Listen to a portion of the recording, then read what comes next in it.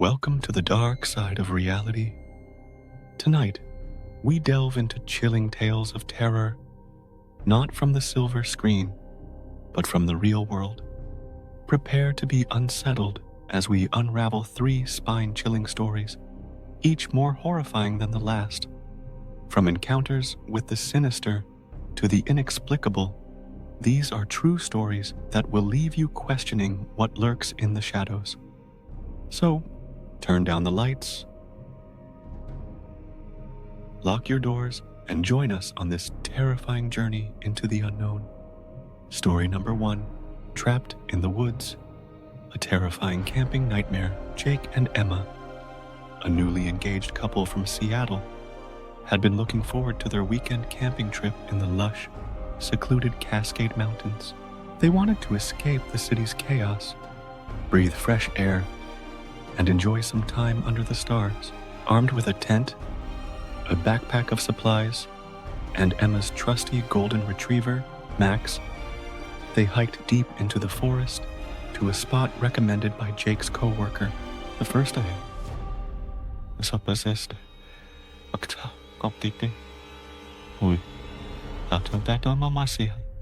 They set up their tent in a clearing surrounded by towering pines and a babbling brook.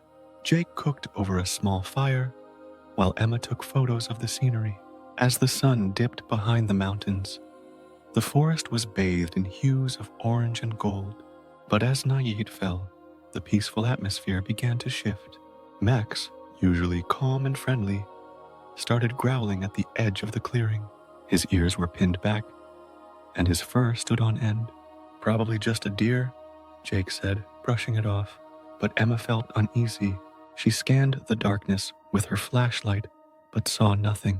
Later that night, as they lay in the tent, Emma swore she heard faint footsteps circling their campsite. Jake assured her it was just animals, but neither of them slept soundly. The next morning, they woke to find their food supplies scattered and partially eaten. What puzzled them was the way the cooler had been opened, like someone had deliberately unlatched it. Jake suggested they pack up and move to a different spot, but Emma insisted they were overreacting. As the day went on, the tension eased. They spent the afternoon hiking to a nearby waterfall, Max happily leading the way. When they returned, the unease crept back in. Emma found her journal lying open on a log. She was certain she had left it in the tent. That night, the nightmare truly began. Around midnight, Emma woke to Max barking furiously. She shook Jake awake, and they listened, hearts pounding. The sound of heavy breathing came from outside the tent, then the unmistakable scrape of metal against metal. Jake grabbed a camping knife and unzipped the tent cautiously. Standing a few feet away was a man in a tattered hoodie, holding a long, rusty machete. His face was obscured by the shadows, but his intent was clear. "Who are you? What do you want?" Jake shouted, trying to sound braver than he felt. The man didn't respond. He stepped closer, the machete glinting in the moonlight. Emma screamed, grabbing Max's leash, as the dog lunged forward, growling ferociously. The man hesitated, clearly unnerved by Max. "Run, Emma," Jake yelled. They bolted into the woods, Max leading the way. The sound of crashing footsteps and the man's eerie laughter followed them.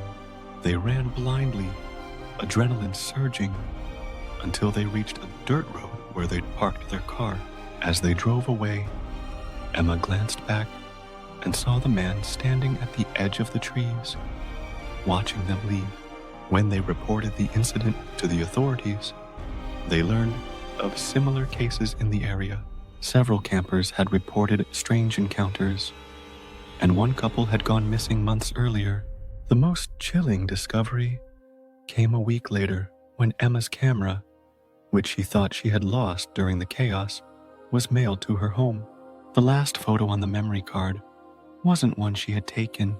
It was a blurry shot of Jake and Emma sitting by their campfire, taken from the darkness beyond the trees. The trip was supposed to be a romantic escape, but it became a haunting memory they would never forget. Story number 2, The Night of Terror, Babysitting the Creepy Twins. Jenna Torres was a college sophomore in desperate need of extra cash when she was offered a babysitting job in the upscale neighborhood of Willow Crest. She jumped at the opportunity. The call came from a wealthy couple, the Atwoods, who needed someone to watch their twin children, Nathan and Nora, for a Saturday evening. The pay was generous, and Jenna figured it would be an easy gig. When Jenna arrived at the Atwood residence, she was awestruck by the mansion's grandeur. The parents greeted her warmly, but seemed distracted and hurried as they prepared to leave. Mrs. Atwood handed Jenna a detailed list of instructions, including an oddly specific bedtime routine for the twins. Nathan and Nora can be a little peculiar, Mrs. Atwood said, her voice tinged with nervousness. Just stick to the schedule, and everything should be fine. Before Jenna could ask what she meant, the couple was out the door. The twins were waiting at the top of the grand staircase, dressed in matching outfits that looked like they belonged in a 19th century portrait. Nathan's piercing blue eyes were unsettling, and Nora's faint, almost sinister smile sent a shiver down Jenna's spine. "Hi, kids," Jenna said with forced cheer. "What do you want to do tonight?" "Play a game," Nora replied, her voice flat and emotionless. Nathan nodded silently. They led Jenna to the dimly lit living room, where they insisted on playing a game called The Keeper's Rules. Jenna had never heard of it, but she went along to humor them. The game involved answering cryptic questions about life, death, and fears. Each time Jenna hesitated, the twins exchanged knowing glances that made her skin crawl. As the evening wore on, their behavior grew stranger. They whispered to each other in a language Jenna didn't recognize, and giggled at private jokes that seemed anything but innocent. When she suggested they watch a movie, they refused, insisting on continuing their game. Around 9 p.m., Jenna decided it was time for bed. She followed the instructions on Mrs. Atwood's list, tucking them into their separate rooms and turning on a nightlight as instructed. Relieved to finally have a moment to herself, Jenna settled on the couch to scroll through her phone. That's when she heard it, a faint tapping sound coming from upstairs. She ignored it at first, assuming it was the house settling, but then it grew louder, more deliberate. Summoning her courage, Jenna crept upstairs. The tapping was coming from Nora's room. She opened the door cautiously and found the girl standing in the middle of the room, staring at the wall. "Nora, what are you doing out of bed?" Jenna asked, her voice shaking. Nora turned slowly, her eyes dark and hollow. "He's coming," she whispered. Before Jenna could respond, Nathan appeared in the doorway, holding a sharp letter opener. His expression was cold and calculating. Jenna backed away, her heart racing. "This isn't funny, Nathan. Put that down." The twins advanced toward her in unison, their movements eerily synchronized. Panicking, Jenna ran down the stairs, grabbing her phone to call the Atwoods, but the line was dead. The twins' laughter echoed through the house as Jenna barricaded herself in the kitchen. She clutched a heavy skillet, ready to defend herself.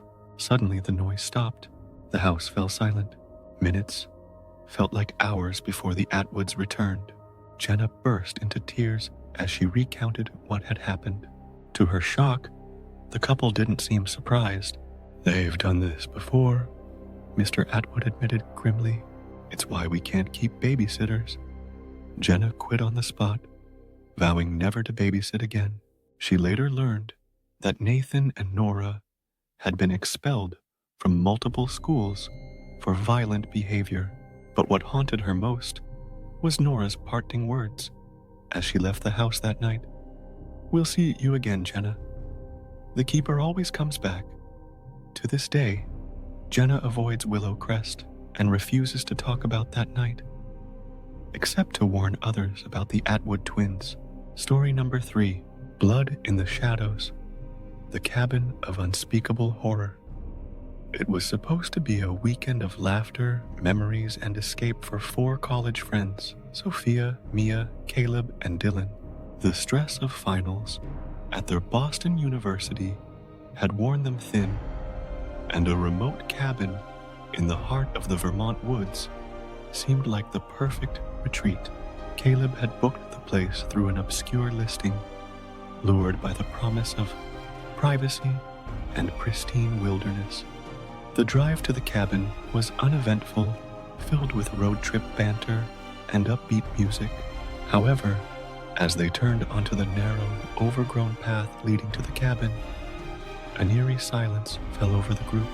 The trees loomed like silent sentinels, their shadows stretching unnaturally long in the fading sunlight. The cabin itself was rustic, almost picturesque, with a large stone fireplace and a porch that overlooked a misty lake. But as Sophia unpacked in her room, she found a peculiar detail, a smudged handprint on the window, as if someone had been watching. She dismissed it as a leftover stain from previous guests, though it left her slightly unsettled. That first night was filled with laughter and board games. But as midnight approached, the mood shifted. Dylan suggested they explore the lake under the moonlight, but Sophia hesitated. Something about the oppressive quiet outside made her skin crawl. "Come on, scaredy cat," Dylan teased. Reluctantly, she joined the group. The lake was shrouded in fog, its surface eerily still. As they skipped stones and joked, Mia suddenly froze, pointing across the water. "Did you see that?" she whispered. "See what?" Caleb asked, his voice breaking the tension. "There was someone standing on the far shore," Mia insisted, her face pale. The others laughed it off, chalking it up to her imagination. But when the Mishi returned to the cabin, the door was slightly ajar, though Caleb swore he had locked it. Inside, they found things utterly out of place. A chair moved, their jackets scattered. Probably just a bear, Dylan reasoned, though his voice betrayed his unease. Determined to shake off the tension, they poured drinks and tried to relax. But as the hours passed, strange sounds began to seep into the cabin. The creak of floorboards, faint whispers, and what sounded like footsteps circling the house. Caleb grabbed a flashlight and insisted on checking outside. Dylan followed while the girls locked the door behind them. Minutes later, Caleb burst back inside, his face ashen. There's blood," he stammered. "Where's Dylan?" Sophia asked, panic rising. Before Caleb could answer, the door slammed shut, and a man appeared from the shadows of the room. His face was obscured by a hood, but the glint of a knife in his hand was unmistakable. "Don't scream," he said coldly. The friends were paralyzed with fear as the man ordered them to sit. He didn't speak much, only muttering about keeping quiet and waiting for the others. Hours passed, each second stretching into an eternity. The man seemed to be waiting for something or someone. Then, the sound of a car approaching broke the silence. Distracted, the intruder stepped toward the window, and Caleb seized the moment. He tackled the man, shouting for Sophia and Mia to run. They bolted into the woods, the screams and scuffle fading behind them. Sophia's legs burned as she stumbled through the darkness, Mia close behind.